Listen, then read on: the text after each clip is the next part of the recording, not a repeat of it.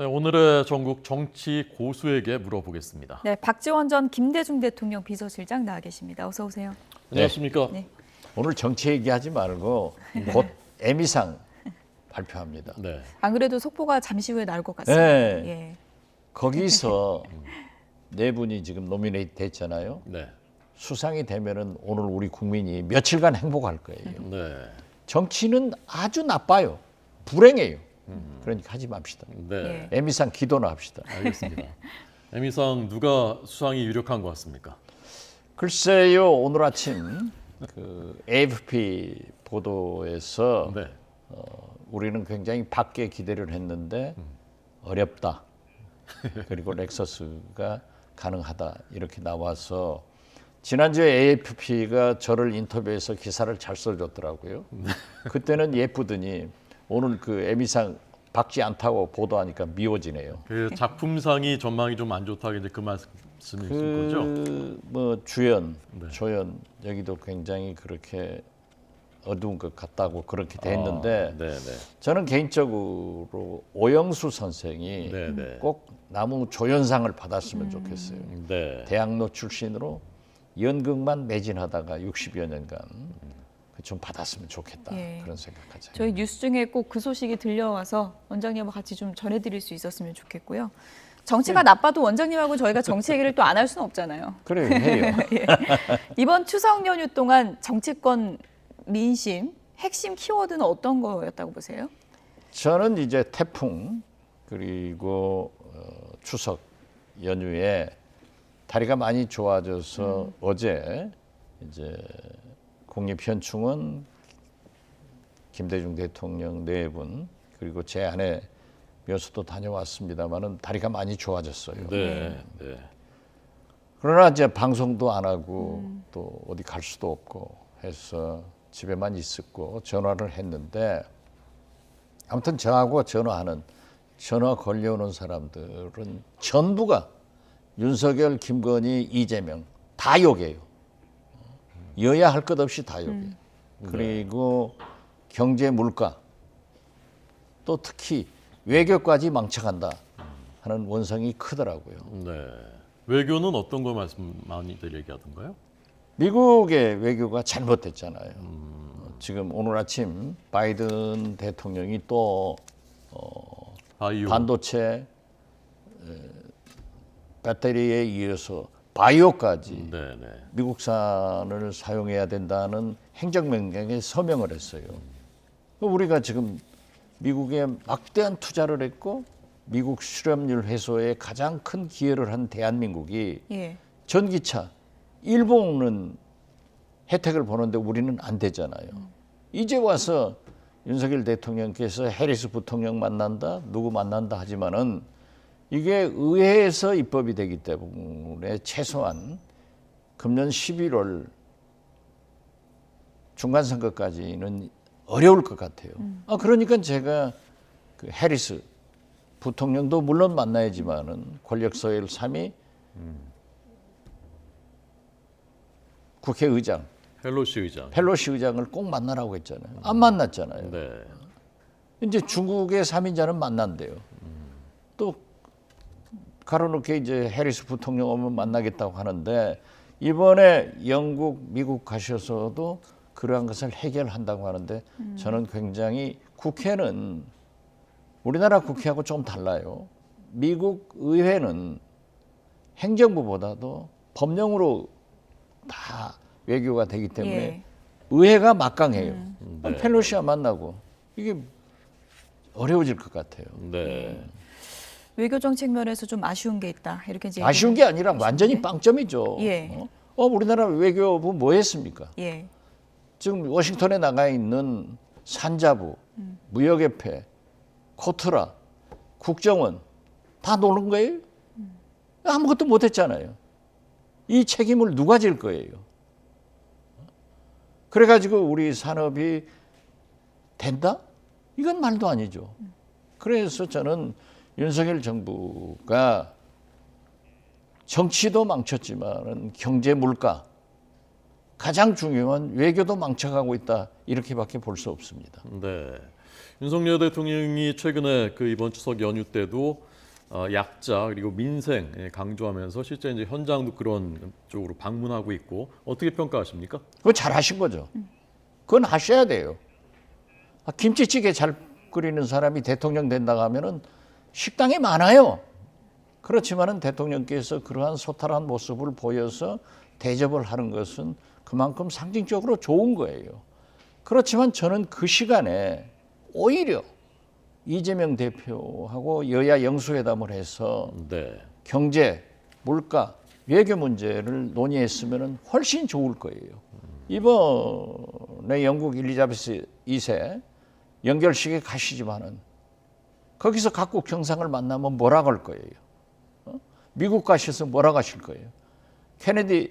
카나다 가서 뭐라 하실 거예요? 이번에 보면은 매일경제 인터뷰를 보니까 그 국가는 왜 패배하는가, 패망하는가 저자 MIT 에스클로모 교수가 우리 한국의 가장 큰 문제점은 경제학자가 경제를 지적한 게 아니라 정치 갈등을 해소하는 거다. 네. 그래서 미국은 민주당이 패배했을 때 클린턴이 바보야, 문제는 경제야 라고 했지만은 지금 현재 우리나라는 바보야, 문제는 정치야. 이렇게 크다고요. 그래서 네. 나는 그러한 것도 해야지만은 대통령은 하실 일을 먼저 잘해야 된다. 이렇게 생각합니다. 이재명 대표와 영수회담 얘기하셨는데 과거에도 대통령과 야당 대표가 1대1로 만난 적은 없지 않습니까? 왜요? 있습니까? 김대중 대통령도 이해창 총재하고 예. 1대1로 만났지. 김영삼 대통령도 박정희 대통령과 1대1로 만났지. 여당 대표하고 만난 것은 그렇게 뭐 최근에 와서는 그런 것도 있지만 예. 왜 두 분이 못 만납니까? 실질적으로 여야 영수회담은 대통령과 제1야당 대표가 만나는 겁니다. 그리고 민주당이 이재명 대표가 국회의석의 3분의 2에 가까운 제1야당 아니에요. 예. 여소야대 정국 아니에요. 아무리 뭐 요즘 시행령으로 많이 하지만은 대통령께서 무슨 개혁을 하려 무슨 정책을 하려 해도 국회에서 발목 잡으면 안 되는 거예요. 예. 물론 민주당도 발목 잡고 그런 것은 안 되지만은 이재명 대표도 민생을 위해서 경제를 위해서 만나자라고 했잖아요. 그래서 저는 물론 김치찌개 끓여서 주는 것도 좋죠. 그렇지만은 여야 영수회담을 해야 되고 저는 19일 엘리자베스 여왕 연결식에 가시기 전에라도 하셔야 외교가 좀 성공한다. 저는 그렇게 봅니다. 네. 과거에 그 청와대에서 여야 영수회담 할 때 그 저도 기억이 납니다. 그 당시에 청와대 계속 저도 청와대 취재할 때 그렇죠. 여야 영수회담 한 다음에 전국이 더 급냉된 적도 많았습니다. 분위기가 좋지 않아지고. 좋아진 것도 있고 네. 급냉된 것도 많아요. 네. 그렇지만 우리 국민은 여야 영수가 자꾸 만나서 이번에 설사 윤석열 대통령과 이재명 대표가 싸우더라도 예. 또 만나면 일주일에 한 번 만나면 한 달에 2번 만나면 국민들은 굉장히 좋아할 거예요. 네. 예. 그리고 차제 말씀드리지만은 이런 미국의 무역 전쟁에 대한 이런 문제에 대해서는 윤석열 대통령께서도 가셔서 설득하지만은 의회를 지배하고 있는 이재명 대표가 미국에 가셔서 우리 무역 현실과 대북 문제 등을 설득력 있게 설명하면 훨씬 효과가 많을 거예요. 그래서 저는 윤석열 대통령도 가시고 이재명 대표도 한번 미국을 가셨으면 좋겠다. 네. 그런 생각을 갖습니다. 네. 저 말씀하시는 도중에 경찰이 성남 FC 후원과 관련된 사건이죠. 이재명 민주당 대표를 제3자 뇌물 공여 혐의로 검찰로 송치했다. 예.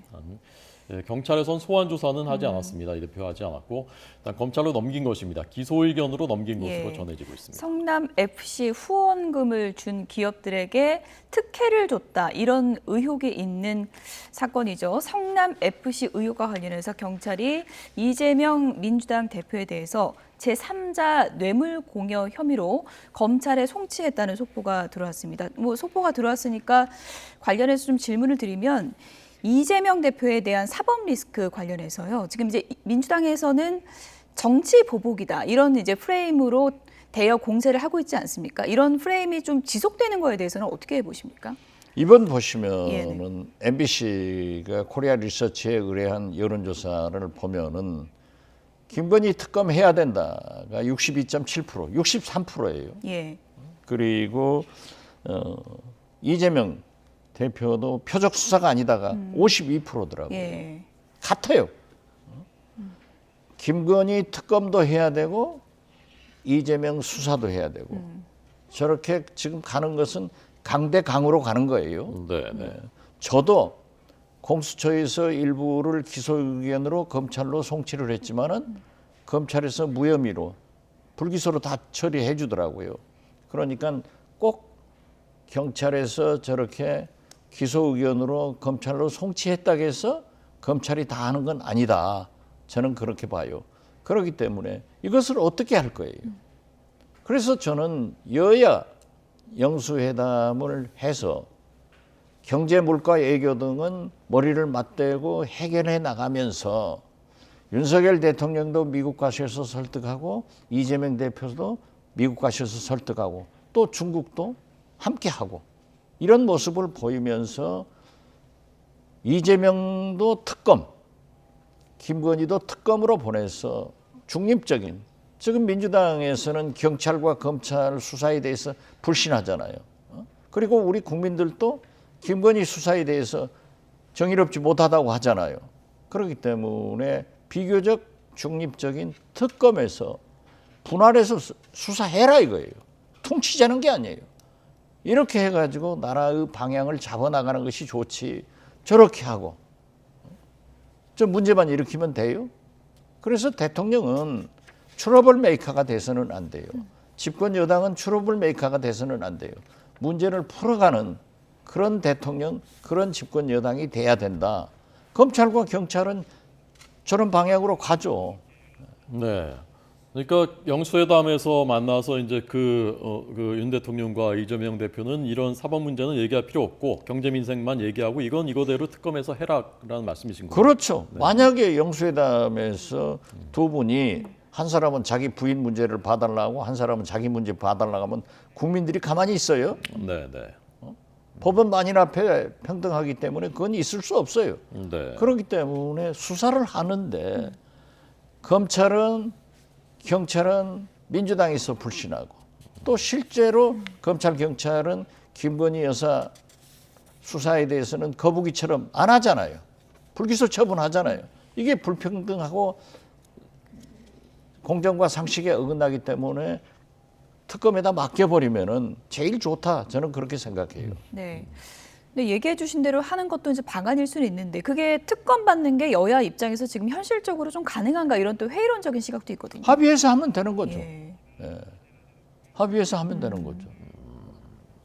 근데 지금 뭐 국회에서 김건희 여사 특검도 사실은 좀 현실적으로 법사위 문턱을 넘기 쉽지 않다 이런 또 전망도 있지 않습니까? 물론 조정훈 시대전환 대표 의원께서 뭐 배우자 문제를 그렇게 하는 것은 옳지 않다. 예. 저도 그래요.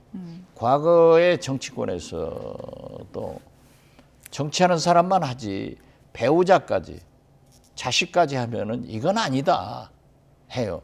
저도 자꾸 김혜경 여사, 김건희 여사 이런 걸 논의하는 것은 저도 바람직하지 않다고 그랬어요. 저도 꼰대니까.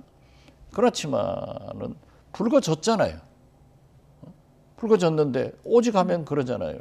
지금 김건희 여사가 영국 가시고 미국 가시고 캐나다 가시면 또 거기서 목걸이 수천만 원짜리 또 빌렸을 건가? 이런 비아냥이 나오잖아요. 그래서 저는 특검은 하지 않을 수 없을 것이다. 이렇게 해서 해결해야 된다. 예. 그렇게 하면 안 돼요. 네.